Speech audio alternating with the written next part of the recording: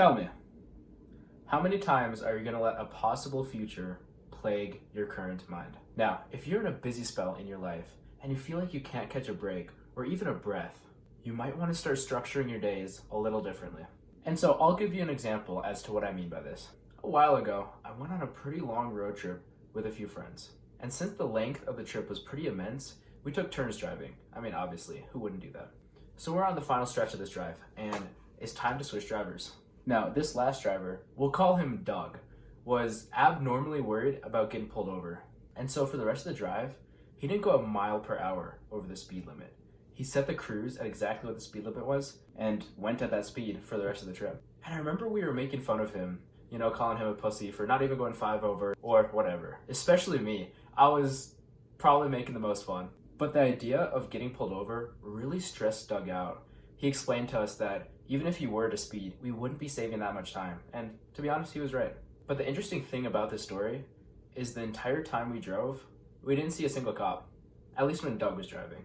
And so the point of my story is that Doug built up all this stress and anxiety about a possible future that ended up never happening. He was quite literally living in an imaginary world, stressing and almost dreading the possible outcome. But that never happened. We never got pulled over. Hell, we didn't even see a cop car. Yet, out of what could have been a more peaceful situation, Doug freaked himself out, living in this imaginary world. Now, I know what you're thinking. Evan, there was a real possibility that you guys could have been pulled over. And yes, I agree. But we didn't.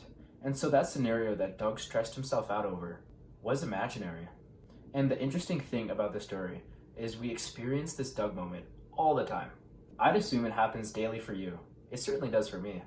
And I know, you can make the argument, holy shit, Evan, you just discovered anxiety. Yes, I know. But the reality of most of our anxieties never play out. And you're stuck living in all these imaginary scenarios, such that your reality is imaginary. And this idea absolutely goes the other way too. Let me explain. Before I understood how to talk to girls and the whole flirtatious game of attraction and the whole thing, I too would live in an imaginary world. I remember specifically when I would meet a girl that had that mutual initial interest, I would go home and imagine what it would be like to date that girl.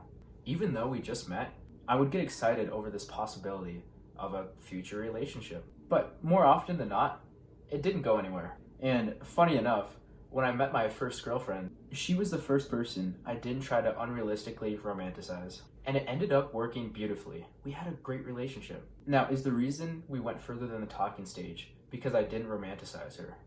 Maybe, maybe not. But I didn't have all these imaginary scenarios that I thought up to change or switch my actions with her in the present. And that ultimately allowed me to be my authentic self. So, living in an imaginary world can go both ways. You can have a Doug situation or a me situation. The point is that you're not living in the present. Now, I understand that this is absolutely a human trait, and imagination has great aspects.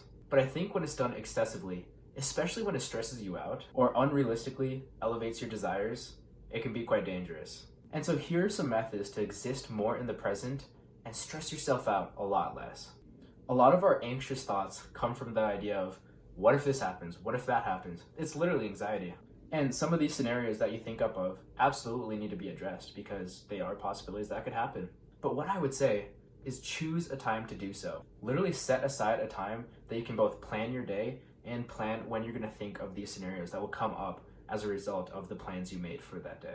And so when you're actually going about your day and following the plan, you'll have significantly less decision paralysis. And it will also allow you to live in the moment a lot more freely because you already thought of these imaginary scenarios.